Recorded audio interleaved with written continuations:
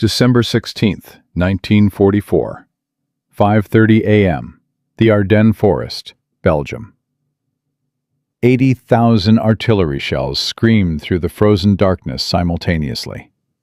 In less than 60 seconds, entire American battalions ceased to exist. Not retreated, not surrendered, ceased to exist.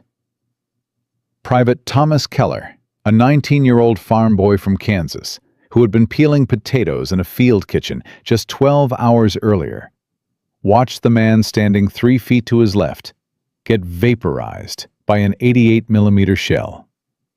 Not wounded, not knocked down, vaporized.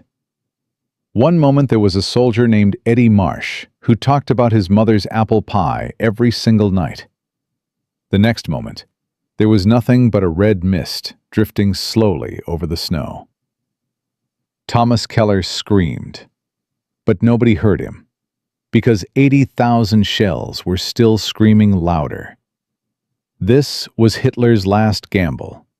This was Operation Watch on the Rhine. And in the next 72 hours, the German Wehrmacht would punch a hole 60 miles wide and 40 miles deep through Allied lines, surrounding an entire American division in a frozen town called Bastogne, and come closer to winning World War II than at any moment since the beaches of Dunkirk. The Allied commanders were in a state of complete collapse. Eisenhower's headquarters were paralyzed. British generals whispered that it was over, and the Germans were laughing, literally laughing, because they had just achieved total strategic surprise against the most powerful army in the world. But they didn't know about one man. They didn't know that 200 miles away, a 59-year-old general with ivory-handled pistols and a voice like thunder had already been waiting for this exact moment his entire life. And when Eisenhower desperately asked this general how long it would take to save the surrounded Americans in Bastogne, the answer this man gave would go down in history as either the most insane thing ever spoken in a military conference room or the most brilliant. It was both.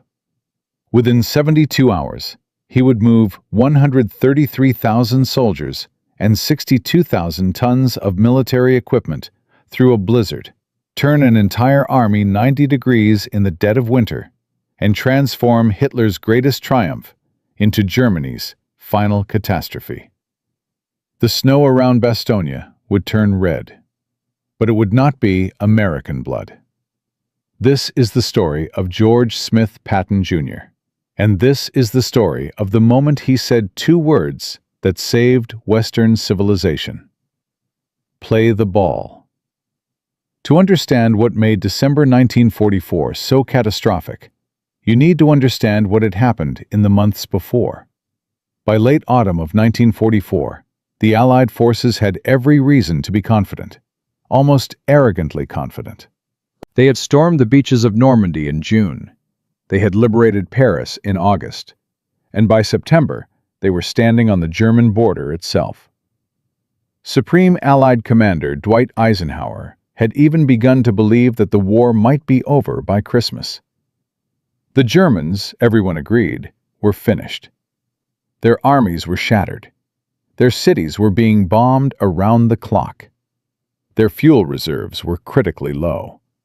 The only question was how long they could hold on before the inevitable collapse. This confidence was not entirely unjustified.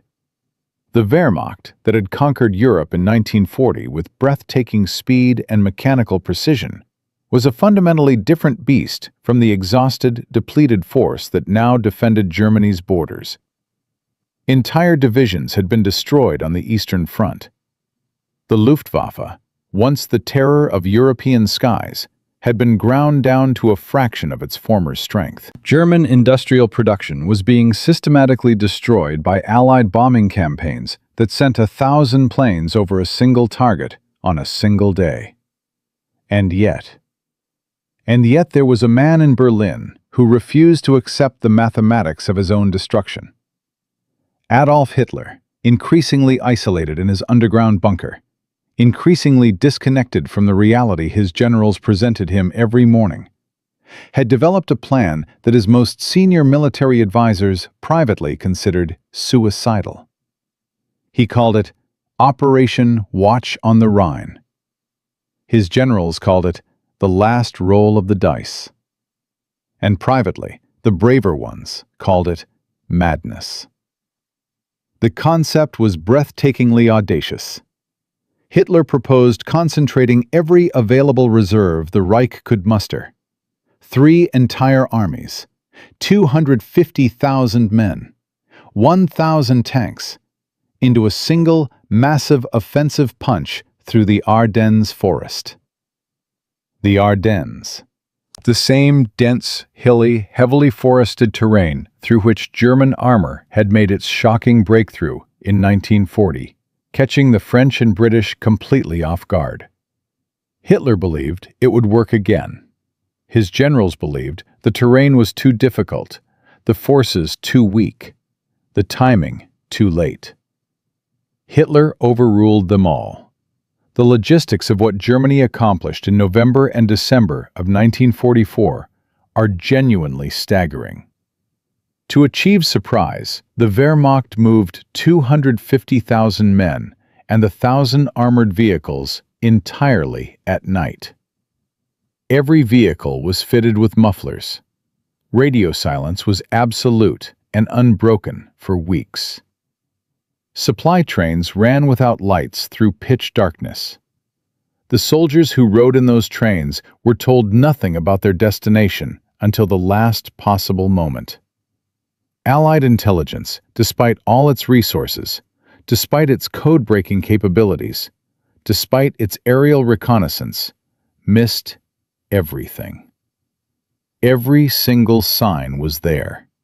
The concentration of armor, the unusual quiet on the radio nets that usually hummed with German military traffic, the strange, heavy cloud cover that had been grounding Allied reconnaissance aircraft for days.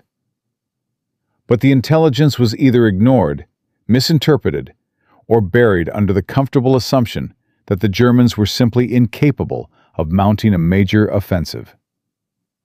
On December 15, 1944, the Americans defending the Ardennes sector were so relaxed that some units were using the area as a rest and recovery zone for exhausted troops. New soldiers, green replacements who had never heard a shot fired in anger, were being broken in gently in what everyone called the ghost front. Quiet sector, easy duty, nothing happens here.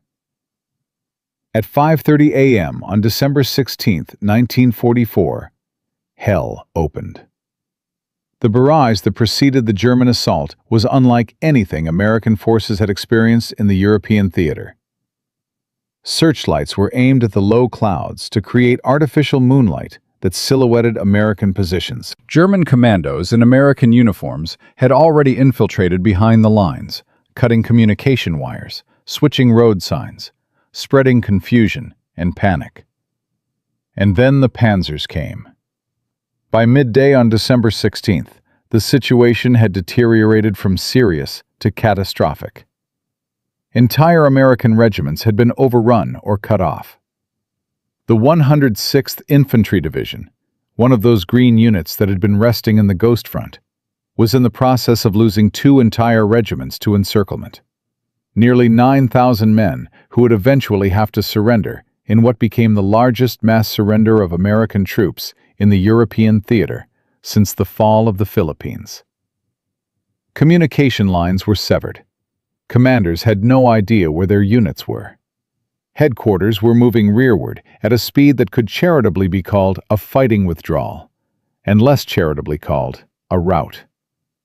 The German armored spearheads were moving west at shocking speed. SS Panzer units under Joachim Peiper were carving a bloody path through the American rear areas.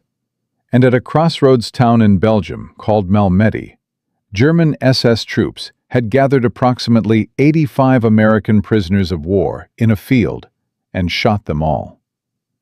The Malmedy massacre sent a shockwave through every American unit in the theater. Men who might have considered surrendering when surrounded now chose to fight to the last bullet instead. But it also told the American command something critical about German intentions. This was not a limited spoiling attack.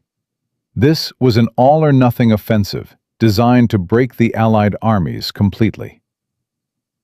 By December 17th, the German advance had created a bulge in the Allied line that was growing by the hour.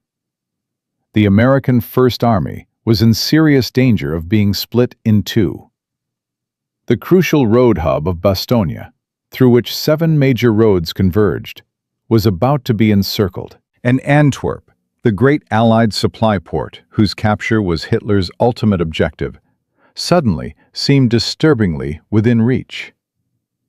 Eisenhower understood immediately that this was the crisis of the entire campaign. He began moving reserves. He called on Field Marshal Montgomery to take command of the northern shoulder of the breakthrough.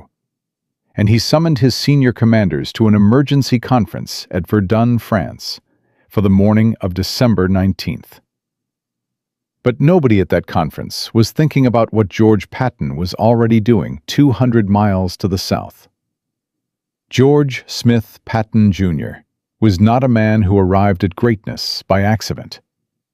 He was, in many respects, a man who had spent his entire life manufacturing the conditions for greatness, through obsessive preparation, through iron discipline, through a burning, almost fanatical belief that he was destined for one singular moment when everything would depend on him alone. He was born in 1885 in San Gabriel, California, into a family with deep military roots. His grandfather had been a Confederate colonel, killed at the Battle of Cedar Creek. His father had attended Virginia Military Institute. Military history was not something the Patton family studied. It was something they breathed. Young George grew up listening to stories of Jeb Stuart and Stonewall Jackson, the way other children listened to fairy tales. He was also, it must be said, an unusual child. He struggled with reading in a way that today would almost certainly be diagnosed as dyslexia. He compensated with a ferocious memory for anything spoken aloud. He could listen to a passage of Caesar's Gallic Wars read once and recite it back hours later.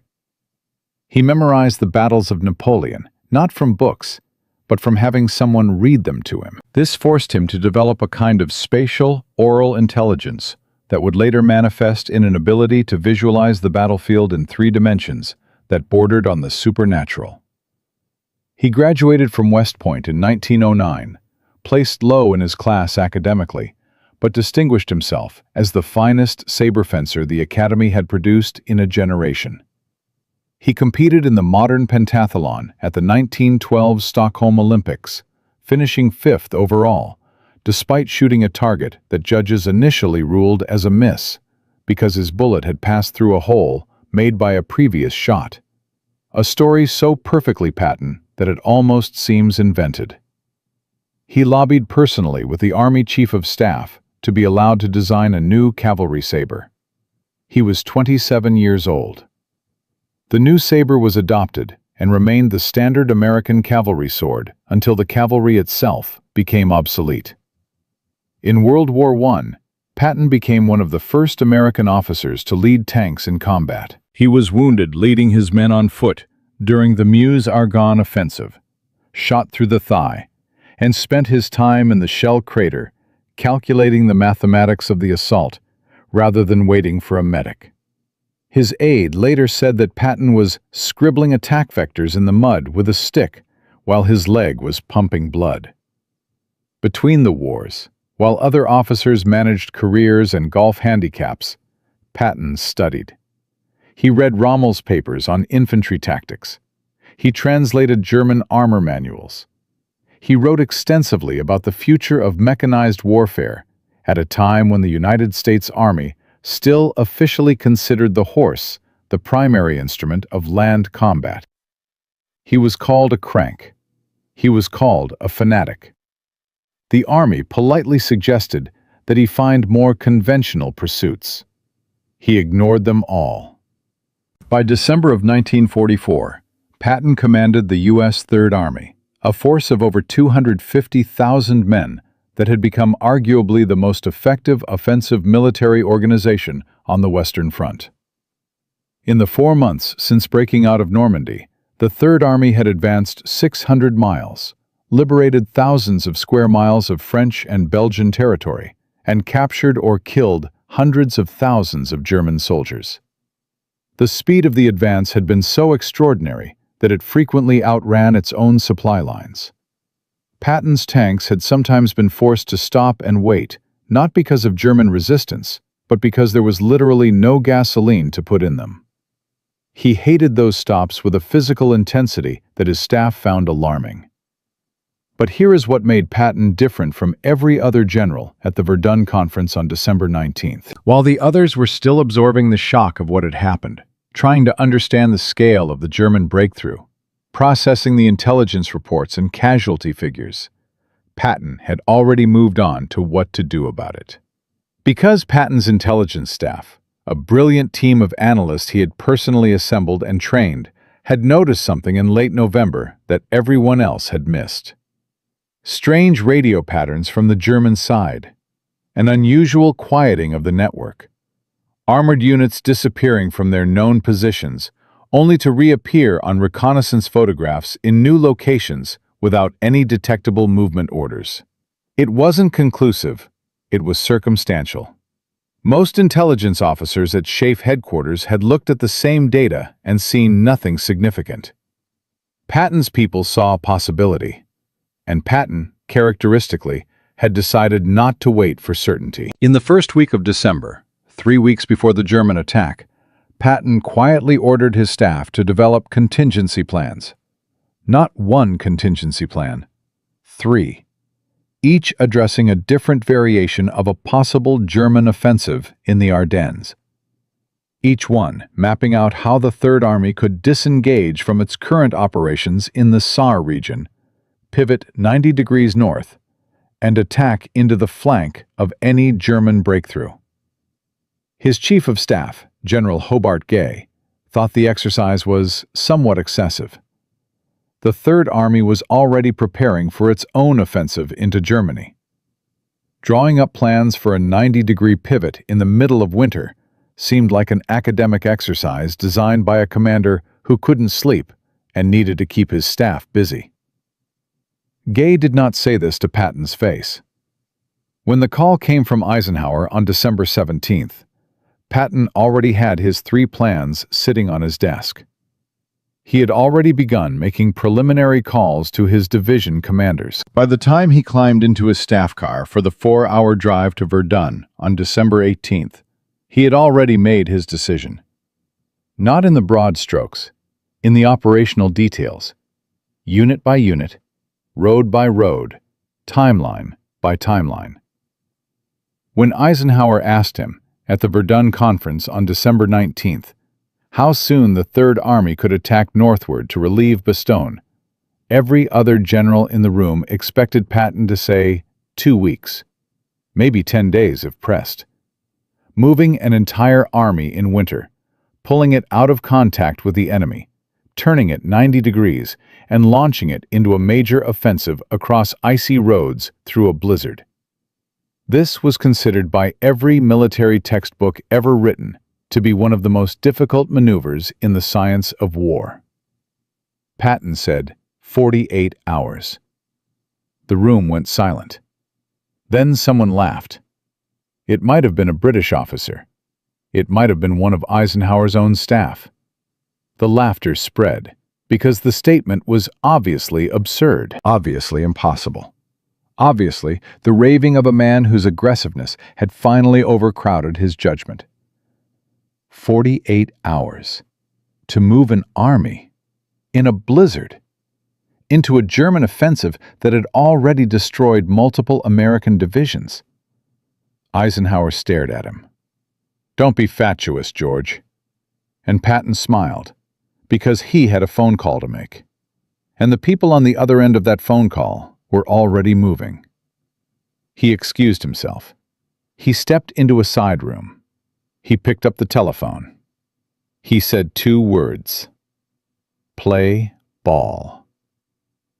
133,000 vehicles began to move simultaneously through the frozen night. The 4th Armored Division, the 81st Infantry Division, the 26th Infantry Division, support convoys carrying 62,000 tons of fuel and ammunition and food and medical supplies, all of it turning, pivoting, redirecting north through a darkness so complete and a cold so absolute that the oil in the engines was beginning to thicken and the rifles were beginning to freeze, and the soldiers packed into the backs of canvas-covered trucks were doing something they had never trained for, moving toward the sound of an enemy advance that had just swallowed entire divisions whole.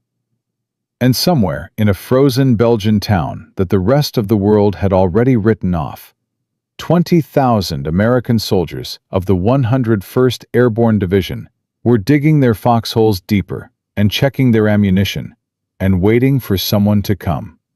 They did not know that the someone was already on his way.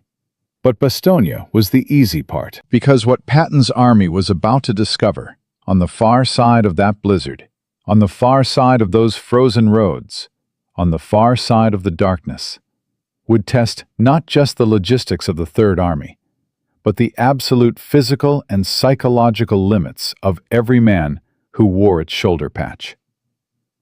The German forces waiting for them were not the broken, exhausted remnants that Allied commanders had been describing for the past 3 months. They were fresh. They were elite. And they had been specifically positioned to destroy any relief force before it could reach Bastogne. Patton knew this. He knew exactly what his men were marching into. He ordered them to march anyway.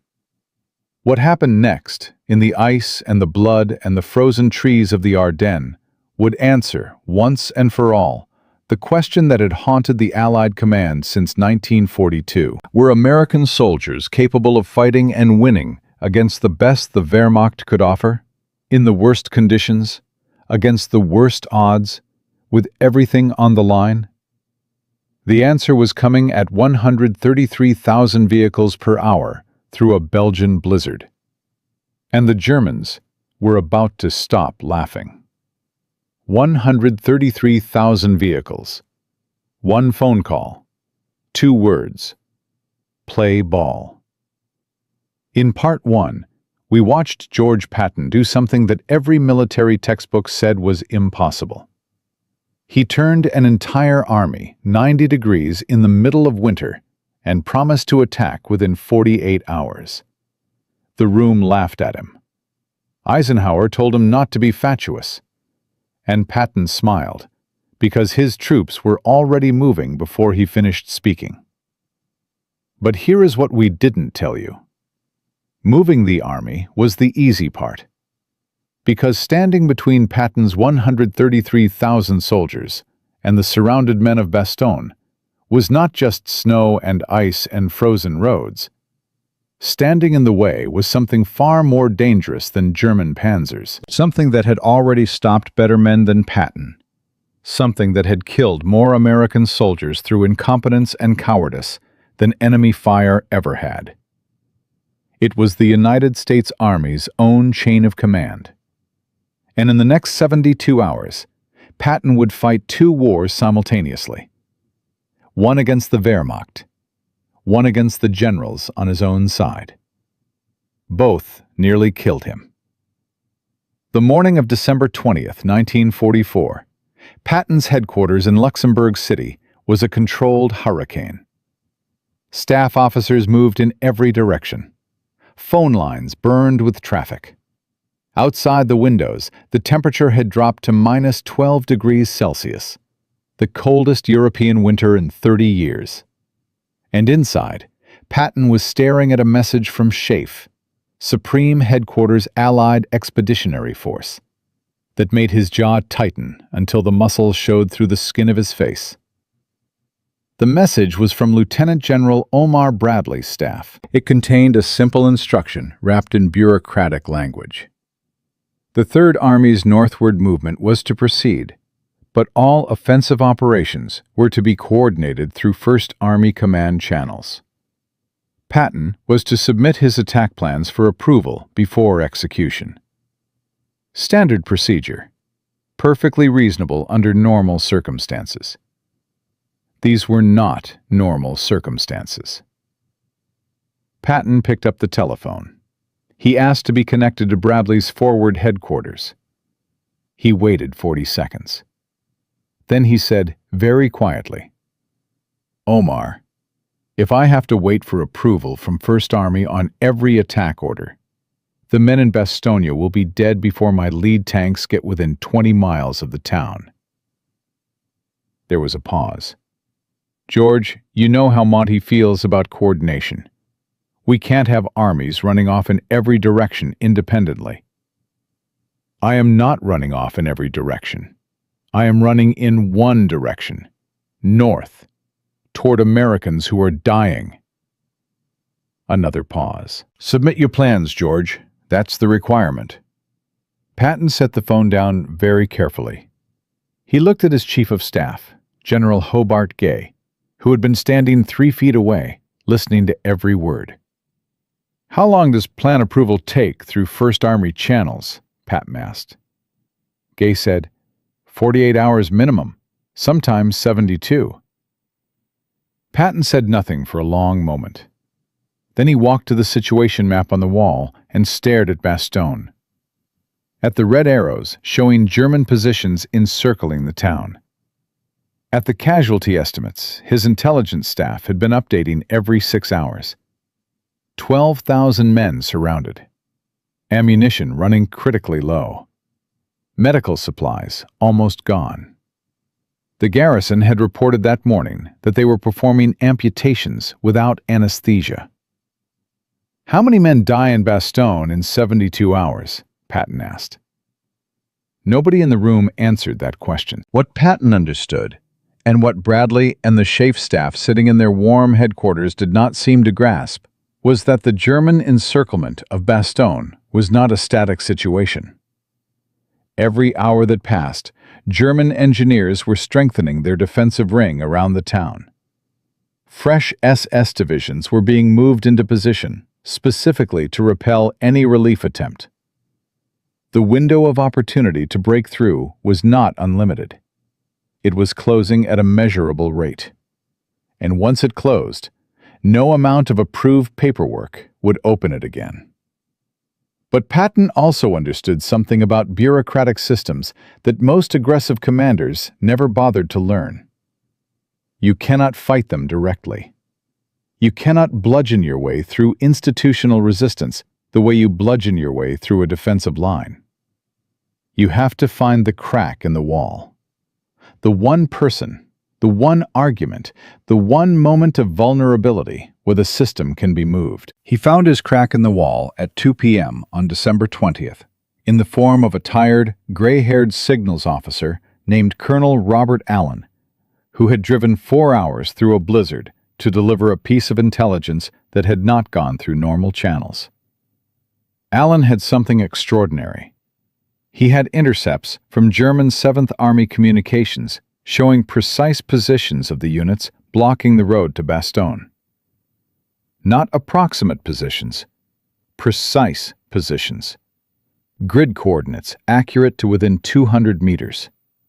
Names of unit commanders, fuel status, ammunition status.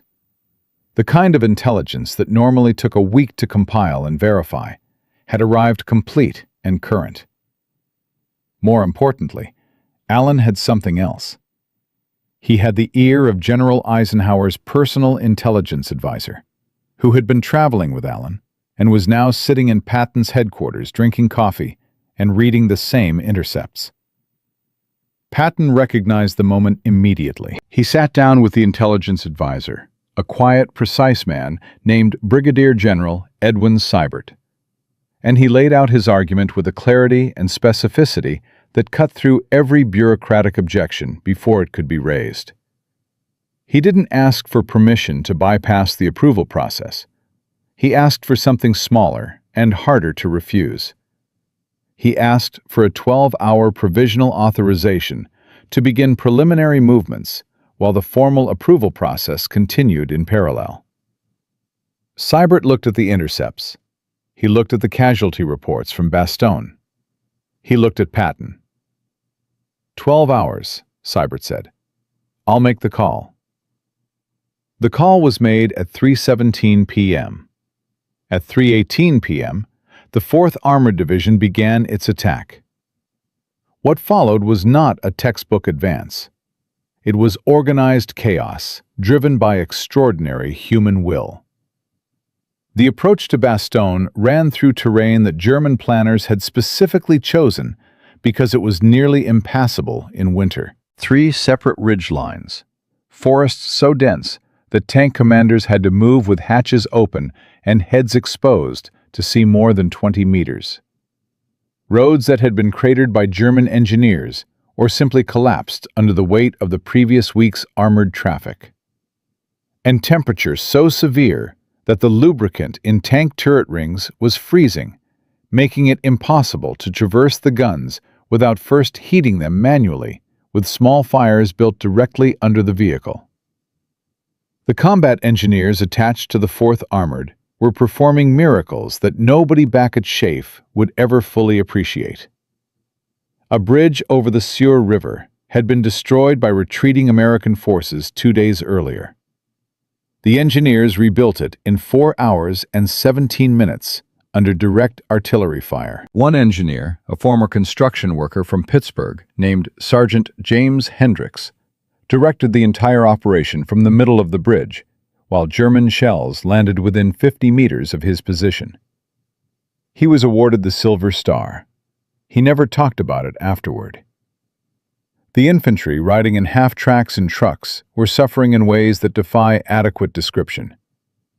Cotton field jackets in -12 degrees, boots that were not designed for the cold, which produced frostbite casualties almost as fast as German fire was producing combat casualties.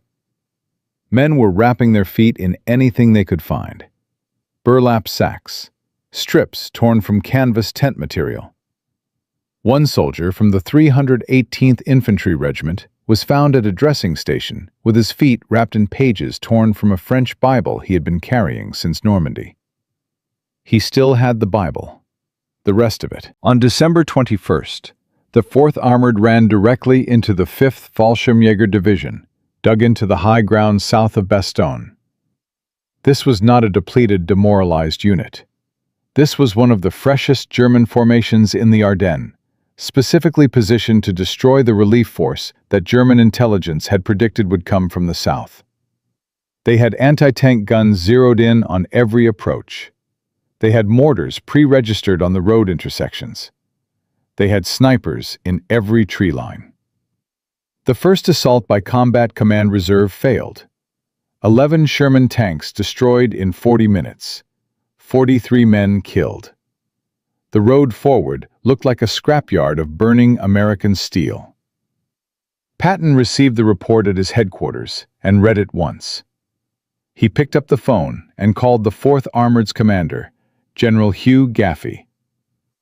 "Hugh," Patton said, "what do you need?" "Time," Gaffey said, "and artillery, and maybe divine intervention." "I've already asked for divine intervention," Patton said, completely seriously. "The artillery is coming. You have until dawn. Attack again at first light." What Patton did not tell Gaffey was that he had personally contacted the Army chaplain 3 days earlier and commissioned a prayer. Not metaphorically, literally commissioned it as an official military document. Chaplain Colonel James O'Neill had written it on official 3rd Army letterhead, and Patton had ordered it printed and distributed to every soldier in the 3rd Army. 250,000 copies, one per man. The prayer asked God for clear weather. On December 22nd, the clouds remained solid. But something else happened that nobody had predicted. A German officer appeared under a white flag at the American perimeter in Bastogne, carrying a formal written demand for surrender.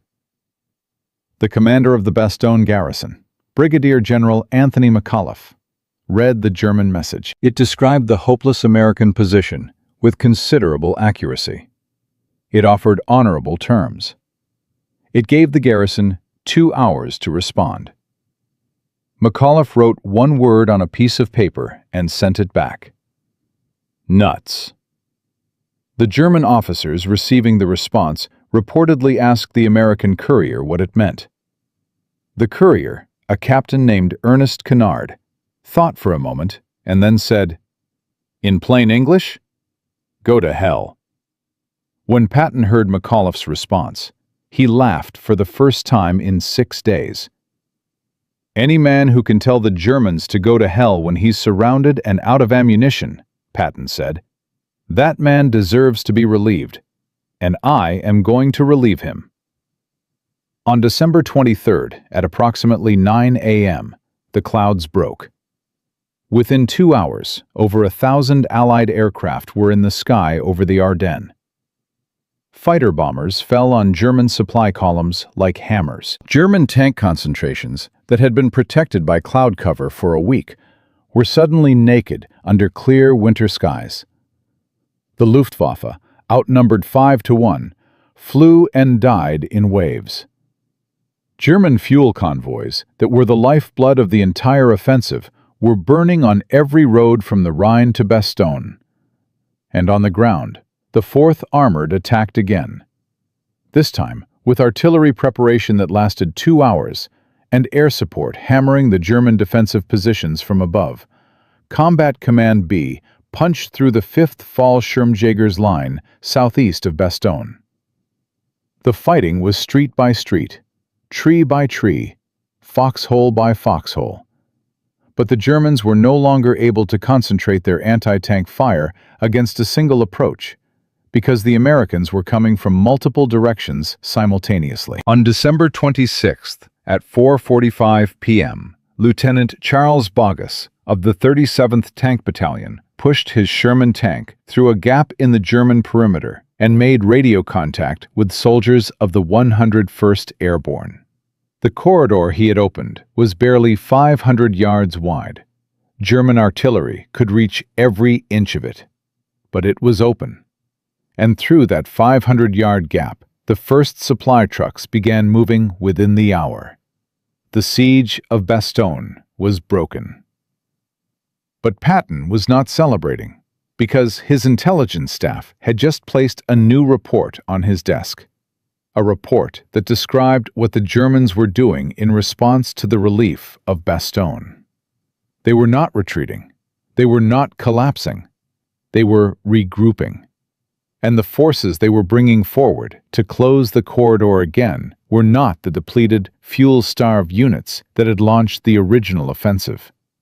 They were the SS. 2 full SS Panzer divisions, among the most capable remaining armored formations in the entire German military, were being redirected from the northern shoulder of the Bulge toward the Bastogne corridor. Their orders were explicit. Close the corridor. Destroy the 4th Armored Division. Re-encircle the town. They have 3 days to do it. And for the first time since December 19th, Patton's supply lines were stretched to the absolute limit. His divisions had been attacking for 6 days without rest. His tank losses had been severe. His infantry was suffering casualties from frostbite that were nearly equal to combat losses. And now, just when the impossible had been achieved, just when the men of Bastogne could hear American engines coming toward them through the frozen night, the Wehrmacht was about to throw everything it had left at the single corridor that connected them to survival. 133,000 men had gotten Patton to Bastogne. Holding Bastogne was going to require something that no logistics table could calculate. It was going to require the kind of fighting that changes men forever. And somewhere, in the frozen darkness south of Bastogne, the SS was already coming. Bastogne was open. Barely. 500 yards wide. German artillery could reach every inch of it. In Part 1, George Patton heard the word impossible and said, play ball. In Part 2, he fought two wars simultaneously. One against the Wehrmacht, one against his own chain of command, and won both.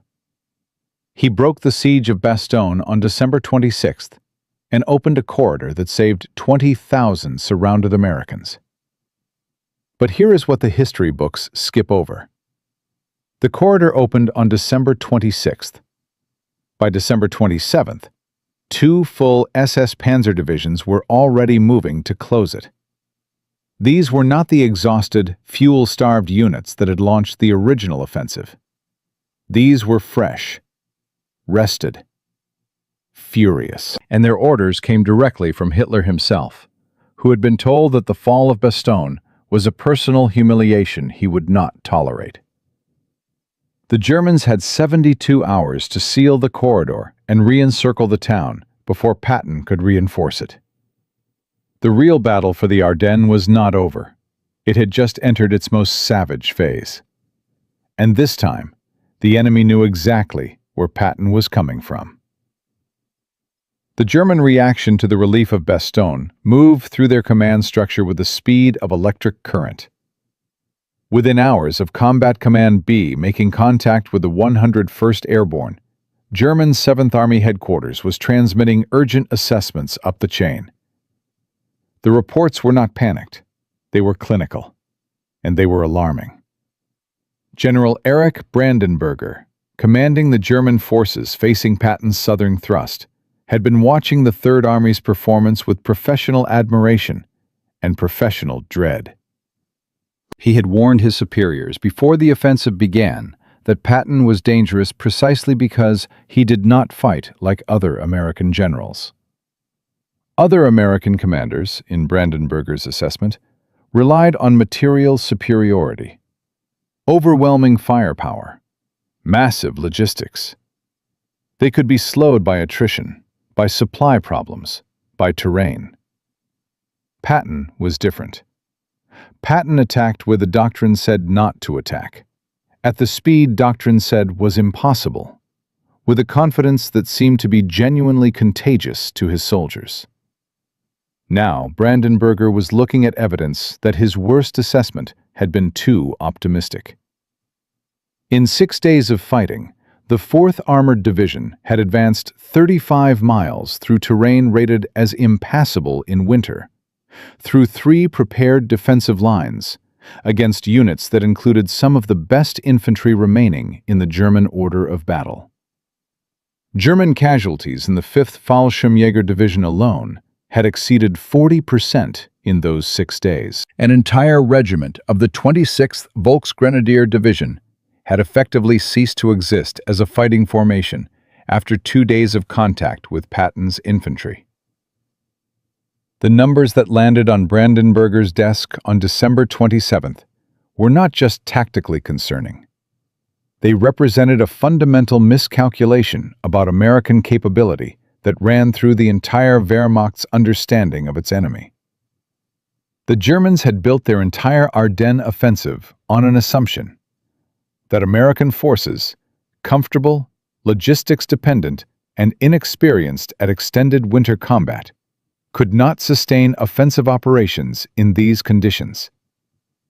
The assumption was wrong. Demonstrably, catastrophically, irreversibly wrong. Brandenberger made 2 decisions. First, the 3rd Panzer Grenadier Division would be redirected immediately toward the Bastogne corridor. Second, and more significantly, he requested that OKW, the German High Command, release the 9th SS Panzer Division from its reserve position and commit it to the Bastogne sector. These were not routine reserve formations. The 9th SS had been rebuilt after heavy losses on the Eastern Front and represented one of the last significant armored reserves available to Army Group B. The request was approved within 4 hours. Hitler personally authorized it.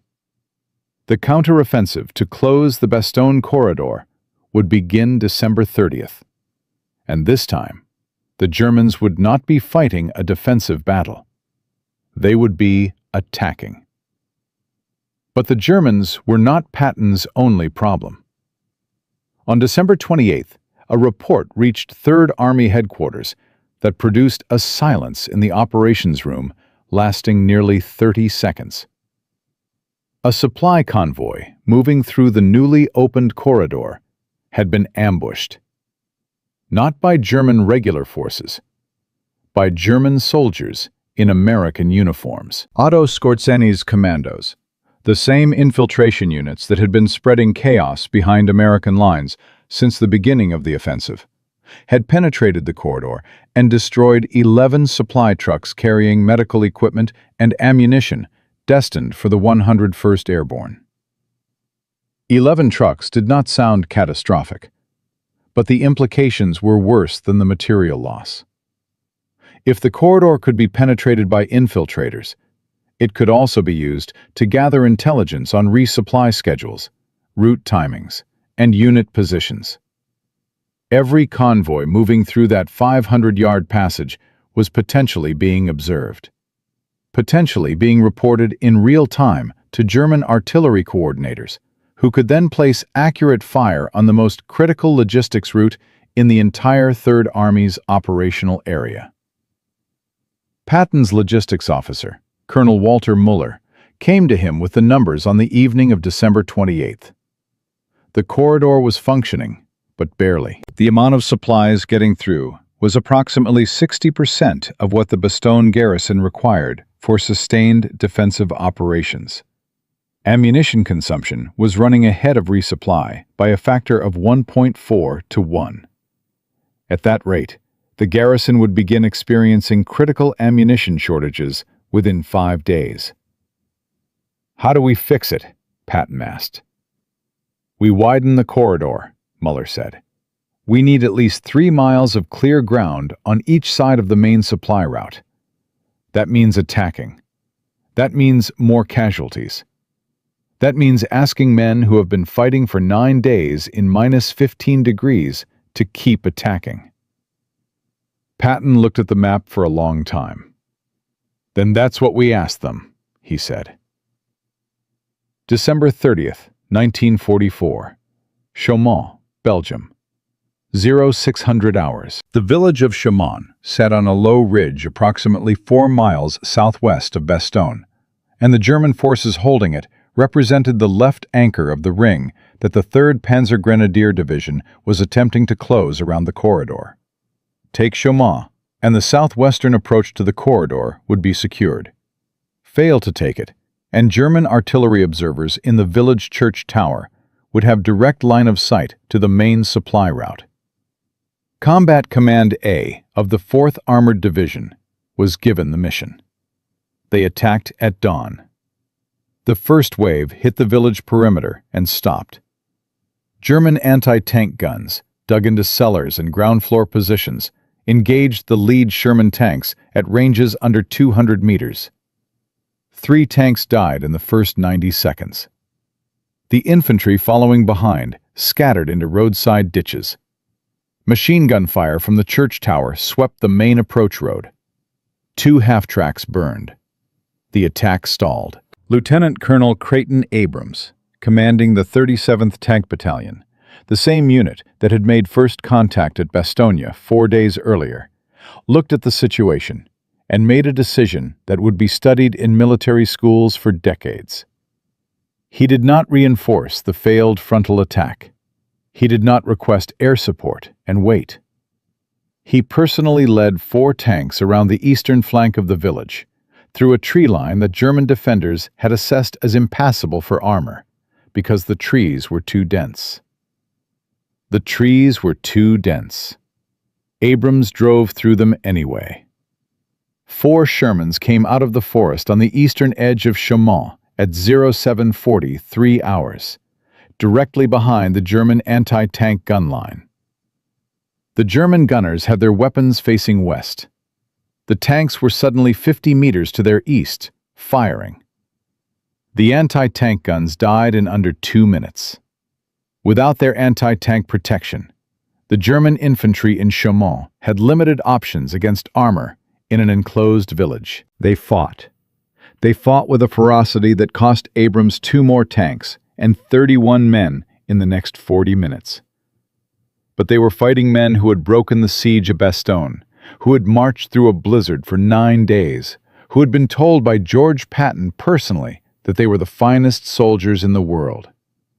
And more than that, they were fighting men who were angry.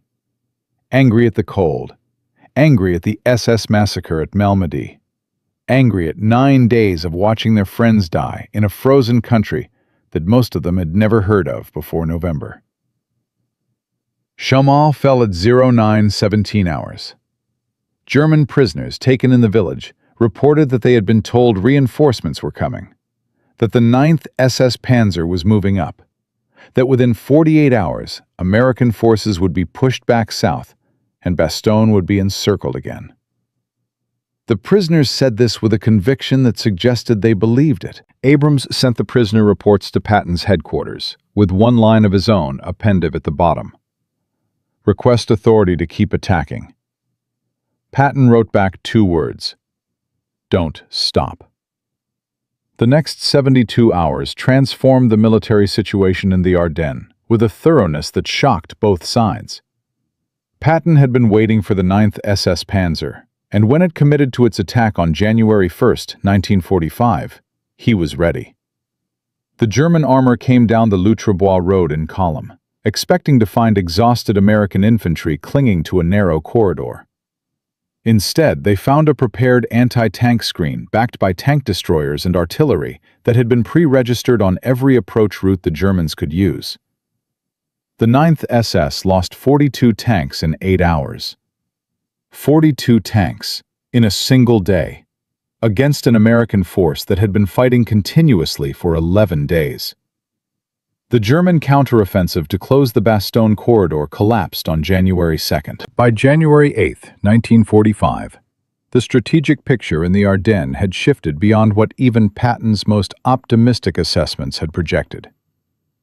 The Third Army had expanded the Bastogne corridor from 500 yards to over 4 miles wide. German forces that had been advancing confidently westward 2 weeks earlier were now fighting desperately to maintain any coherent defensive line.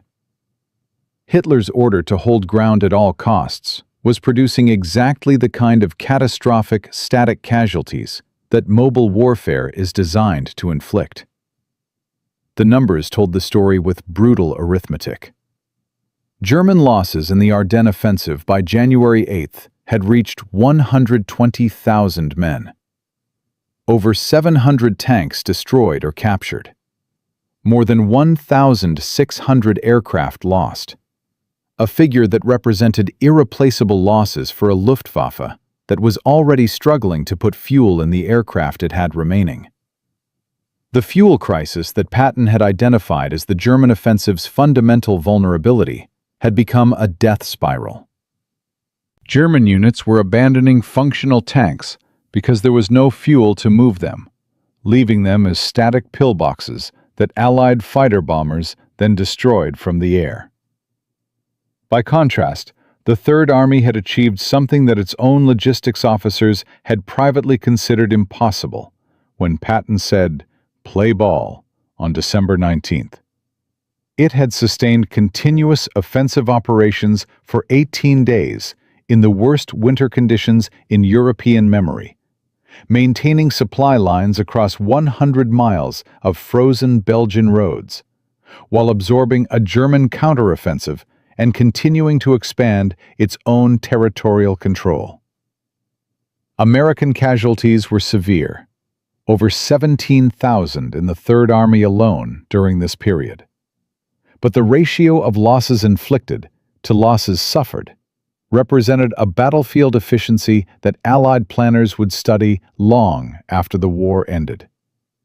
The German soldiers who had been laughing in mid-December were not laughing anymore. Captured German officers, interrogated by Third Army intelligence, used the same word repeatedly when asked about Patton's forces. They said, in German, unheimlich. It translates roughly as uncanny, eerie, the kind of word you use for something that defies natural explanation. Patton received his fourth star on April 14, 1945.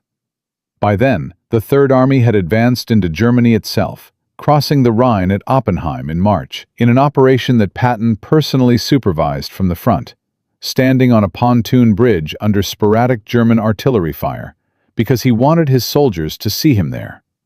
His aide begged him to move to cover. Patton told him to write down the artillery times so he could include them in his diary. The Battle of the Bulge was over.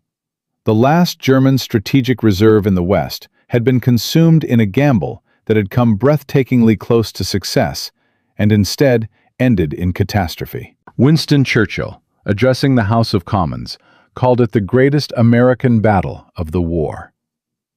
Eisenhower credited Patton's 72-hour pivot as the single most important tactical decision of the European campaign. But somewhere in all the statistics and the strategy and the after-action reports and the medals and the citations, something was getting lost. Something about the man himself. Because here is the question that nobody at SHAEF headquarters was asking in January 1945, when the maps showed American arrows pushing deep into Germany, and the German arrows had stopped. Here is the question that historians would argue about for the next 80 years. What actually happened to George Patton after the war he had spent his entire life preparing for was over? The answer to that question is stranger, darker, and more human than anything that happened in the snow of the Ardennes. And almost nobody knows it. From an impossible order barked in a cold conference room, to 133,000 vehicles turning in a blizzard. From a 500-yard corridor soaked in blood, to the complete destruction of Hitler's last strategic reserve in the West. In 3 parts, we watched George Patton do what every military textbook said could not be done, and watched the Germans pay for their laughter with 120,000 casualties and the irreplaceable wreckage of their final armored gambit. But we left you with a question. What happened to the man himself when the war he had spent 59 years preparing for finally ended? The answer is not what you expect. Because the story of George Patton does not end with a triumphal march through Germany, with crowds and medals and the peaceful retirement of a man who earned it. The story of George Patton ends with a twist that feels almost designed by a cruel and literary universe. A twist that makes you wonder whether greatness and tragedy are not separate destinations, but the same road measured from different directions. And there is one detail, buried in the declassified files, that almost nobody knows. We will get to it. But first, you need to understand what happened to the man in the months between the snow of the Ardennes and the end of everything. By April of 1945, the Third Army was inside Germany, moving fast. Moving in the way that only Patton's army moved, with an aggression that seemed almost personal, as if the men themselves had absorbed their commander's fury and were directing it at every remaining obstacle between them and Berlin. In March, Patton had crossed the Rhine at Oppenheim, becoming the first Allied commander to put a major force across the river since Napoleon. He had called General Bradley on a secure line at midnight to announce it, and the call contained language that cannot be repeated here. But the essence of it was that George Patton was happier in that moment than he had been since Normandy. He was also, for the first time, beginning to think about what came after. What came after was not what he wanted. Germany surrendered on May 8, 1945. VE Day. The war in Europe was over. Across the continent, men wept and danced and kissed strangers and wrote letters home and drank whatever they could find. Patton received the news and went to bed at his usual time. His diary entry for that night was 3 sentences. He noted the official surrender. He noted the weather. He wrote that he hoped the Pacific Theater would not end before he could get there. He never got there. Instead, Eisenhower appointed him military governor of Bavaria, a role for which Patton was spectacularly, almost comically, unsuited. Administration, bureaucracy, occupy policy, dealing with German civilian officials, navigating the emerging political tension between the Western Allies and the Soviet Union. These were not skills George Patton possessed or valued. Within weeks, he was making statements to the press that caused crises at SHAEF headquarters. He compared the denazification process unfavorably to American political party squabbles. He suggested that German administrative officials with Nazi Party membership should be retained because they were the only people who knew how to run things. The statements were politically catastrophic. Eisenhower relieved him of the Bavaria command in October 1945. Patton was given command of the 15th Army, a paper organization tasked with writing the official history of the European campaign. A historian's job. For the most aggressive combat commander the United States Army had produced in the 20th century, it was the equivalent of asking a thoroughbred racehorse to pull a plow. His staff watched him carefully. They had seen this before. They knew what happened to Patton when he had no enemy to attack. He attacked the job anyway, with characteristic energy, conducting interviews, reviewing documents, arguing with historians about interpretations of battles he had personally commanded. But people who knew him well noticed something different. The fire was still there, but underneath it was something quieter, something that looked, from the outside, almost like peace. He wrote to his wife Beatrice in November 1945 that he had been thinking about what a soldier's life ultimately meant. He wrote that the only honest answer he could arrive at was that a soldier's life meant exactly what he did with it while he had it. No more, no less. He wrote that he thought he had used his well. On December 9, 1945, exactly 1 year and 7 days after Hitler's armies had screamed through the Ardennes darkness toward Bastogne, Patton was involved in a low-speed automobile accident on a road outside Mannheim, Germany. His vehicle was struck by an army truck at an intersection. The collision was minor by any objective measure. The truck was moving slowly. No other occupant of Patton's vehicle was seriously injured. Patton broke his neck. He was paralyzed from the shoulders down, but remained conscious and mentally sharp. For 12 days, he lay in a hospital in Heidelberg, receiving visitors, dictating letters, arguing with doctors about their prognoses with the same refusal to accept limitations that had characterized his entire career. Beatrice flew from America to be with him. He told her the neck didn't hurt, but the paralysis was inconvenient. On December 21, 1945, George Smith Patton, Jr. died of pulmonary edema. He was 60 years old.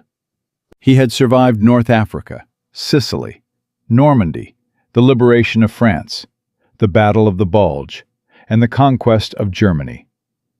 He died in a hospital bed from injuries sustained in a minor traffic accident on a quiet road in peacetime. He was buried at his own request, with the soldiers of the Third Army who had died in the Ardennes. Not in a special section, not in a place of honor separate from the enlisted men. With them, among them. In the Luxembourg American Cemetery at Ham, where 5,076 American soldiers lie in rows of white crosses stretching across a perfectly maintained hillside, Patton is buried at the head of the formation, facing his men, as he had spent his entire life facing them. But his legacy did not end in that cemetery. It was just beginning. The lessons of the Ardennes campaign were absorbed into American military doctrine with a thoroughness that shaped the United States Army for the next half-century. The concept that Patton had demonstrated in December 1944, that a large armored force could execute a rapid 90-degree pivot under combat conditions while maintaining operational effectiveness, became a foundational principle of American mobile warfare doctrine. Military planners at Fort Leavenworth studied the Third Army's movement in the same way that an earlier generation had studied Napoleon's campaigns at Ulm and Austerlitz.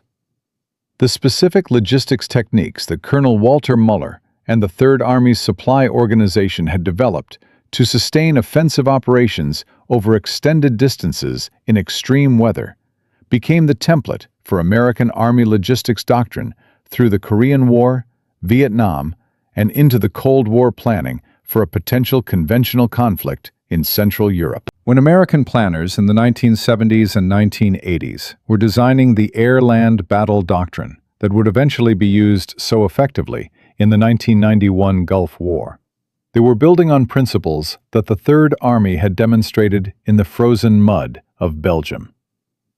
The Gulf War itself, Operation Desert Storm in 1991, was, in certain respects, the fulfillment of what Patton had been doing in December 1944.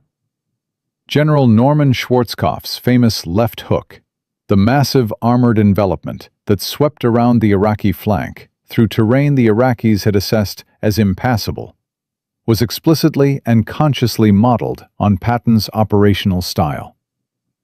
Schwarzkopf said as much in his memoirs.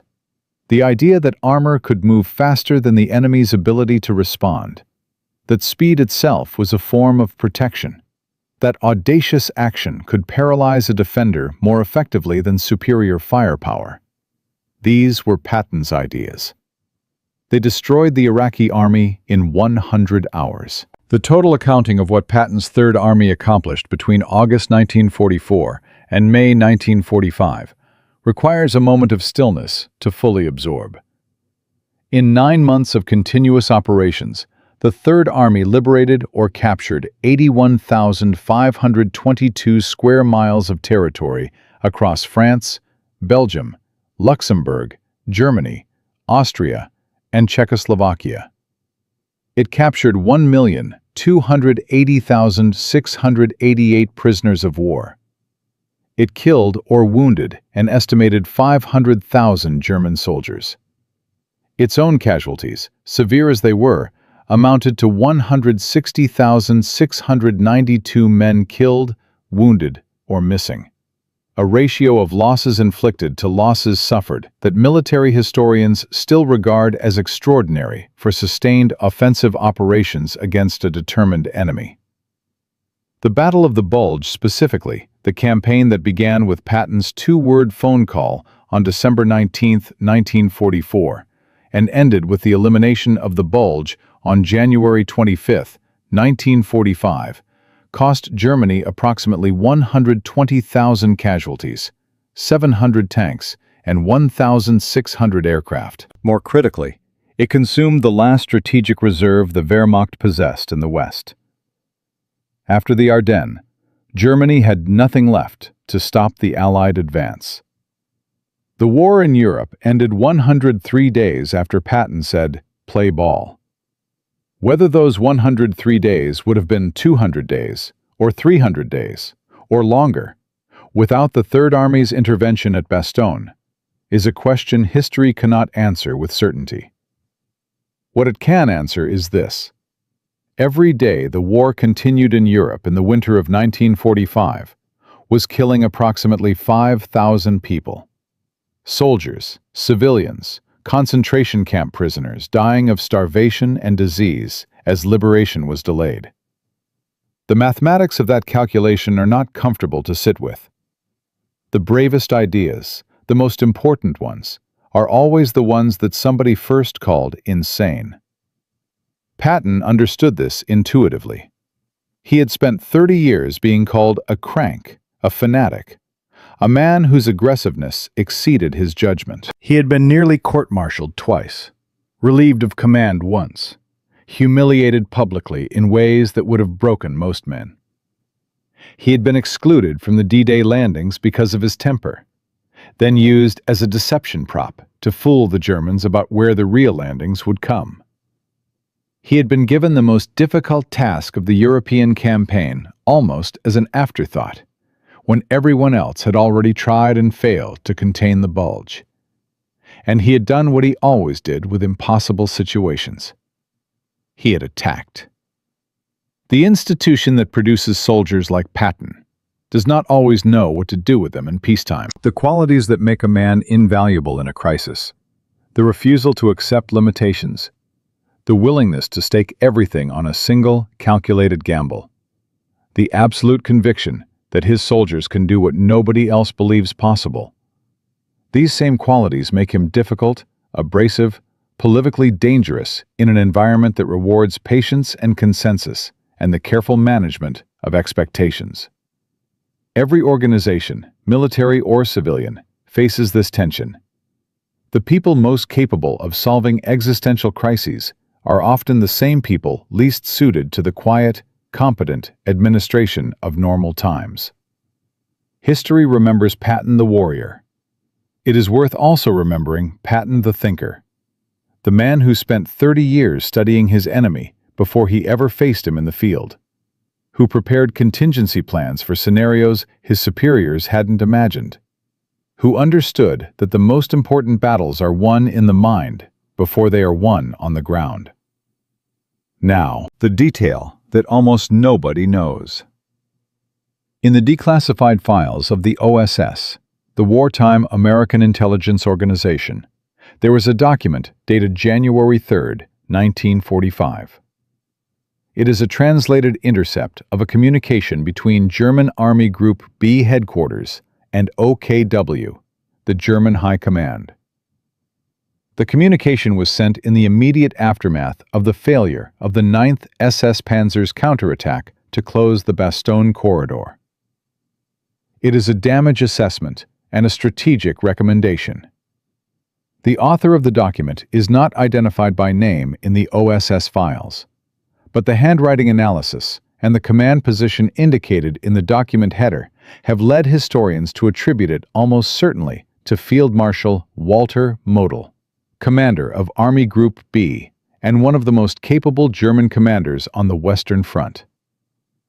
The document recommends the immediate cessation of offensive operations in the Ardennes and a general withdrawal to prepared defensive positions along the Siegfried Line. It describes the American relief of Bastogne as a demonstration of operational art, the German military's own phrase for the highest level of tactical thinking, and identifies the commander responsible by name. It states, in the careful, bureaucratic language of a formal military assessment, that the Third Army's pivot and relief operation represents a level of mobile warfare execution that Germany no longer possesses the resources to match or counter. A German field marshal, writing to Hitler's own high command, recommending retreat because of George Patton. Hitler rejected the recommendation and ordered continued offensive operations. The Wehrmacht obeyed and continued to bleed. The document sat in a classified file for 40 years before being declassified in the 1980s. Most people who study the Battle of the Bulge have never read it. From a career that nearly ended in disgrace, built on ideas that his own army told him were obsolete, exercised in the worst conditions imaginable against the best enemy available, George Patton turned the most dangerous moment of the Western Allied campaign into the Wehrmacht's final catastrophe. He moved 133,000 men in 72 hours. He broke a siege that everyone else had written off. He absorbed the last strategic armored reserve Germany possessed and destroyed it in the snow of the Ardennes. And he did all of it because, decades before anyone needed him to, he had decided that when the moment came, he would be ready.